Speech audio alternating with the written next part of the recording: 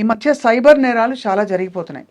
Cyber నేరాల బారిన పడకుండా జస్ట్ ఒక 2 లైన్స్ మీ మెసేజ్ కావాలి for the cyber crime police department. ఎందుకంటే మీరు కూడా పోలీస్ పాత్రలు వేయడమే కాదు, you are very responsible citizen. So camera case చూసి చెప్పవలసిన కోరుతున్నాం. సైబర్ నేరాలు మీకు ఫర్ ఎగ్జాంపుల్ మీ పేరున కోర్టు నోటీస్ వచ్చింది, మీరు డబ్బులు కట్టకపోతే మిమ్మల్ని ఎక్స్పోజ్ చేసేస్తామని భయపెట్టే చాలా మెసేజెస్ వస్తున్నాయి. కోట్లు పోగొట్టుకుంటున్నారు. పొద్దునే సైబర్ క్రైమ్ పోలీస్ స్టేషన్కి వెళ్ళి వచ్చాను నేను.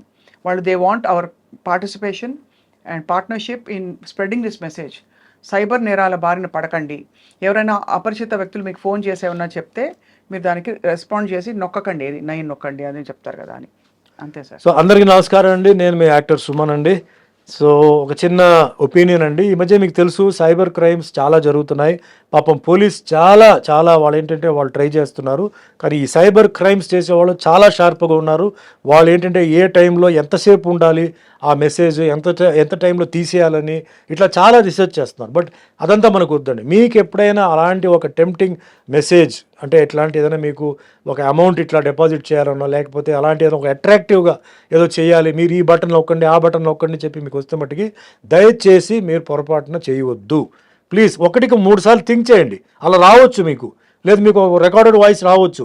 వెంటనే దానికి ఏదో ఇది మంచి అవకాశం, ఏదో మాకు దొరికింది ఇది ఛాన్స్ అని చెప్పేసి వెంటనే మీరు చేయబోక కొంచెం వెయిట్ చేయండి. 1 మినిట్ టైం ఇవ్వండి. అది ఎక్కడికి పోదు, అది ఉంటుంది, మళ్ళీ అది వస్తుంది. సో మీకు డౌట్ ఉంటే పక్కన ఎవరైనా ఉంటే కూడా మీరు అడిగి దయచేసి మీరు ఇరుక్కొని మీ జీవితాన్ని మీరు పాడు చేయవద్దు. ఎందుకంటే ప్రస్తుతానికి ఈ క్రైమ్స్కి ఇంకా సొల్యూషన్ రాలా.